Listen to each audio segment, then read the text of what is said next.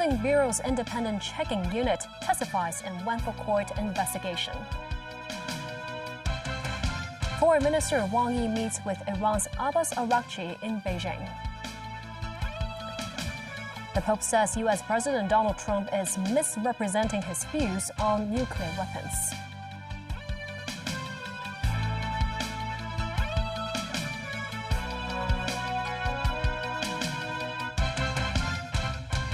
Good evening and thank you for joining us.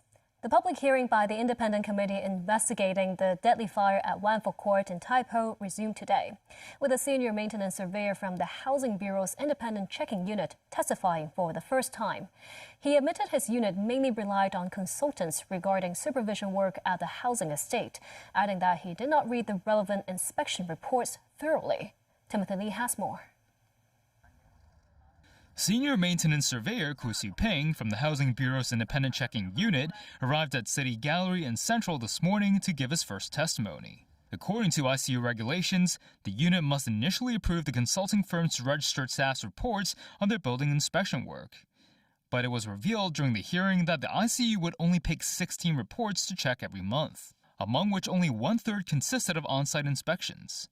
When asked by senior counsel Victor Dawes whether he would read through the inspection reports thoroughly, Ku admitted he only reads the document's table of contents. Ku noted that the reliability of the table of contents depends on the contractor. Regarding the fact that only one of 8 buildings in Wang Fuk Court was chosen for an on-site inspection, Ku said he would bring the earlier inspection report to the housing block to check the document's accuracy. Dawes was skeptical of the depth of the ICU's inspection efforts, emphasizing that they seemingly assessed the building's condition by eye, to which Ku agreed. On issues related to Wang Fuk Court's construction materials, Ku said the registered inspector would be responsible for the standard of the materials instead of the ICU or the Housing Bureau. But Ku stressed the ICU would refer complaints on temporary materials to relevant inspectors. Timothy Lee, TVB News. Housing Bureau senior maintenance surveyor Ku Peng also admitted to the Wang Fuk Court fire inquiry that the Bureau did not follow up on an incident involving a sample of the Wang Fuk Court scaffolding net being set on fire. A video was played in the hearing that showed a piece of the scaffolding net used in the housing estate being set on fire and was only put out manually after 15 seconds. Ku said the contractor was responsible for putting out the fire, but stressed later tests indicated the net could not be burned. He added that the Housing Bureau relied on relevant certificates to determine whether the netting met the standard. But when pushed on the issue by senior counsel Victor Dawes, Ku admitted that he subsequently found out the certificate was fake. The city's retail sales in March has been professionally estimated at $33.9 billion, up 12.8% year-on-year. Of the total retail sales value in March, online sales accounted for 9.7%, with total value up 35.1% year-on-year. Sales of motor vehicles and parts surged 80.8%, while sales of jewelry, watches and clocks and valuable gifts went up 27.2% in value. On the other hand, sales of fuels decreased by 14.2%. Looking ahead, a government spokesperson said the near-term outlook for retail sales is broadly positive, underpinned by recovering local demand, sustained growth in inbound tourism. But the spokesperson also said the government will continue to monitor the downside risk arising from the evolving geopolitical tensions. Customs has conducted a series of joint operations with the Fire Services Department and the police to crack down on illegal gas stations, involving 19 cases, seizing over 20,000 liters of illegal fuel. The 3 departments conducted a 2-week crackdown on illegal gas stations throughout Hong Kong, seizing 13,000 liters of diesel and 8,000 liters of gasoline. 27 people were arrested. At the Hergyun White border crossing, Customs seized 4 private cars with modified fuel tanks, which attempted to smuggle gasoline into Hong Kong. 1,200 liters of gasoline were also seized. They also raided 5 illegal mobile gas stations in Lok Fu, Kowloon Bay, Wong Tai Sin, and Qingyi. Police raided a 24-hour illegal gas station disguised as a tin shed near Shingmun Reservoir. The Fire Services Department raided 4 illegal diesel gas stations in Kowloon Bay and Shau Keng Wan and arrested 5 people. U.S. Secretary of State Marco Rubio said Washington's major U.S. military operation against Iran is over, but stopped short of saying the conflict is over or cannot be restarted. However, U.S. President Donald Trump later said Project Freedom, aimed at opening the Strait of Hormuz and allowing ships to pass safely, will be paused to see whether a peace deal can be reached between Washington and Tehran. Daniel Rao tells us more. Speaking to reporters at the White House, U.S. Secretary of State Marco Rubio said Operation Epic Fury, the attack the U.S. and Israel mounted on Iran on February 28th, is concluded because the objectives of the mission were all successfully completed. Rubio said the U.S. is now shifting to a strictly defensive mission, Project Freedom, aimed at opening the Strait of Hormuz and allowing ships to pass safely. Yeah, look, the Operation Epic Fury is concluded. We achieved the objectives of that operation. I'm not going to, we're not cheering for an additional situation to occur. We would prefer the path of peace. What the president would prefer is a deal. However, U.S. President Donald Trump later said Project Freedom will be paused to see whether a peace deal can be reached between Washington and Tehran. He also downplayed the conflict with Iran, calling it a skirmish. I call it a skirmish because Iran has no chance. They never did. They know it. They express it to me when I talk to them. Then they get on television. They say how well they're doing. And they have no Navy, totally wiped out. They have no Air Force, totally wiped out. They have no anti-aircraft capability, totally wiped out. No radar. They have no leaders. The leaders are wiped out. The whole thing. Trump also insisted Tehran wants to make a peace deal. Foreign Minister Wang Yi began a meeting with his Iranian counterpart, Abbas Araghchi, in Beijing Wednesday. Araghchi's one-day trip comes a week ahead of U.S. President Donald Trump's expected visit to Beijing for a summit with President Xi Jinping. Tracy Furness has more. Wang Yi shook hands and then hugged Araghchi. The Chinese foreign minister held talks with his Iranian counterpart at the Diaoyu Thai State Guest House in Beijing. On the agenda was the war between the US, Israel and Iran. In the meeting, Wang said, "We believe that a comprehensive ceasefire is urgently needed, that a resumption of hostilities is not acceptable, and that it is particularly important to remain committed to dialogue and negotiations." Wang Yi had spoken multiple times by phone to Araghchi, expressing China's support for a ceasefire and negotiations. Before his visit, Araghchi also stated that he would exchange views with Wang Yi on bilateral relations between China and Iran, as well as developments on the regional and international situation. This, as U.S. Secretary of State Marco Rubio said, he hopes Chinese officials talk to Iran about the Strait of Hormuz during their visit this week. On the first point about the visit, it's fine. I hope the Chinese tell him what he needs to be told, and that is that what you are doing in the Straits is causing you to be globally isolated. You're the bad guy in this. You guys should not be blowing up ships. You should not be putting mines.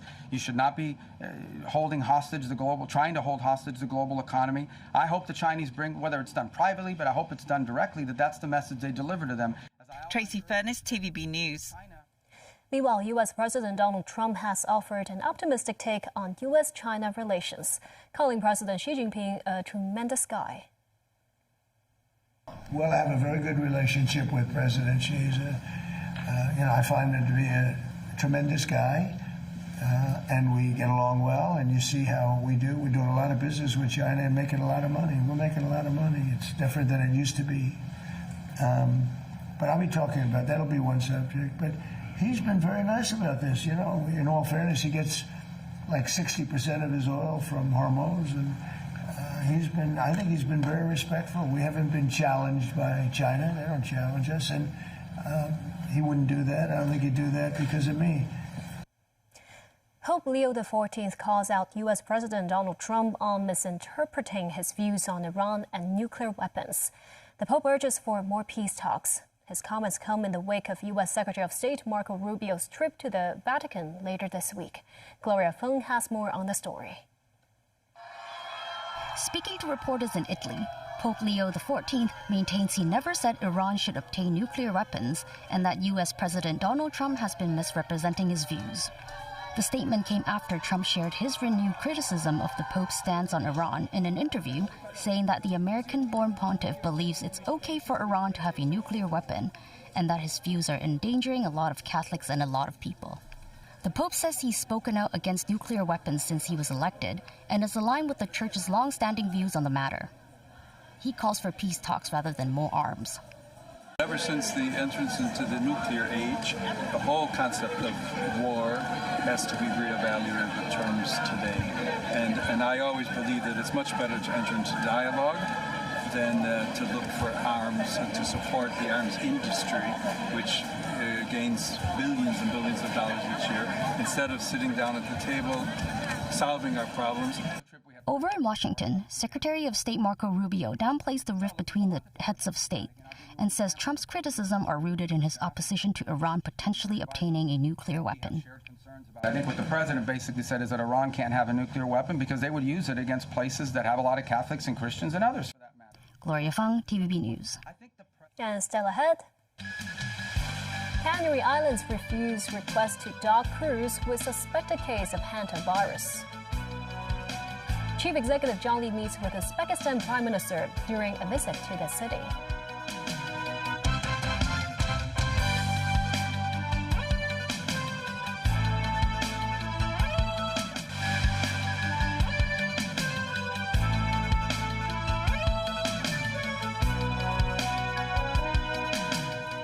Welcome back. A plan to take the MV Handias to Spain's Canary Islands may have hit the rocks.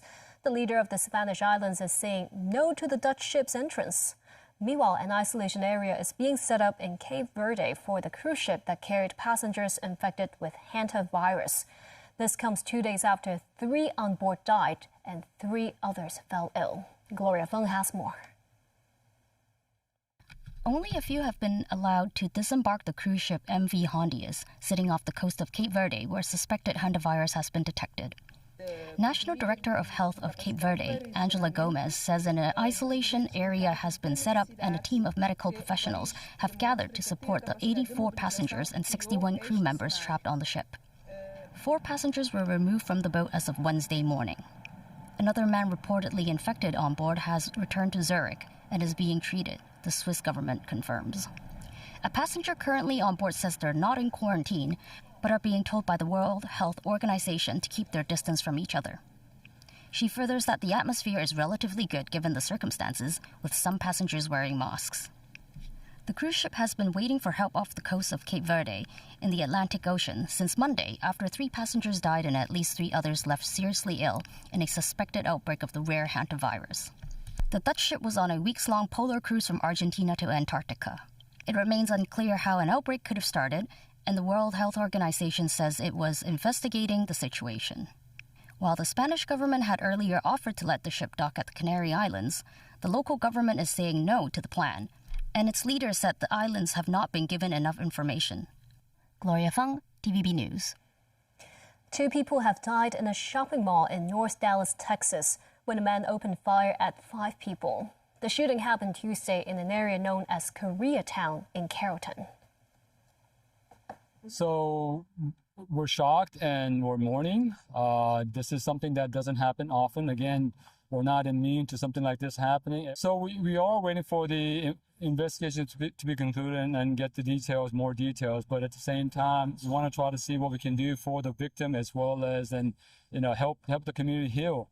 Whatever that may be, try to get the community back on track into contributing economically. Police say it was not a random act of gunfire and that the victims knew the attacker. The suspect ran away but was later arrested. Agents from the FBI and another federal agency were among law enforcement at the scene. Back locally, the hospital authority has expanded subsidies for specialized blood cancer medication. An expensive oral targeted drug has been newly added to the government's designated drug category. Eligible patients using the drug will see their annual medication costs slashed from more than $250,000 to about $240. Timothy Lee reports. Patients afflicted by acute lymphoblastic leukemia or chronic myeloid leukemia generally require targeted drug therapy as part of their treatment. Since April, the hospital authority has reclassified dasatinib from a self-financed drug to a designated subsidized medication. Patients before had to shoulder around $250,000 to $500,000 annually for the drug. Now they cost just $240. The move is expected to benefit more than 400 patients.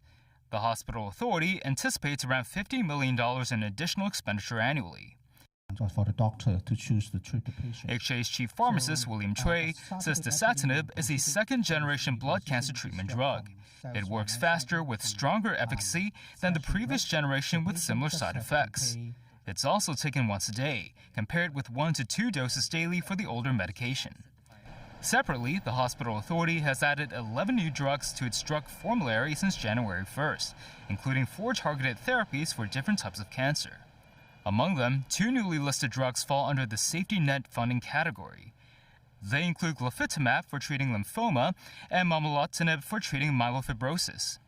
More than 150 patients are expected to benefit. Meanwhile, on New Year's Day this year, new medical charges took effect alongside relaxed eligibility requirements for medical fee assistance under the Samaritan Fund. The number of approved cases involving non-comprehensive Social Security assistance recipients rose by about 15% in the first 3 months of this year. Timothy Lee, TVB News. Chief Executive John Lee has met Abdullah Aripov, Uzbekistan's prime minister, who reached Hong Kong today. During their meeting, the pair discussed expanding cooperation in areas including finance, energy, and trade. The Prime Minister of Uzbekistan, Abdullah Aripov, led a 200-strong delegation to Hong Kong on Wednesday to attend the Uzbekistan-China-Hong Kong Business Forum and the Made in Uzbekistan exhibition. Chief Executive John Lee attended the event.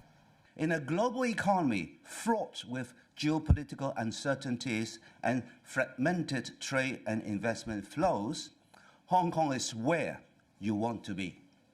Stability, certainty, and trust are our natural resources. Set up your regional offices here. List on our stock exchange.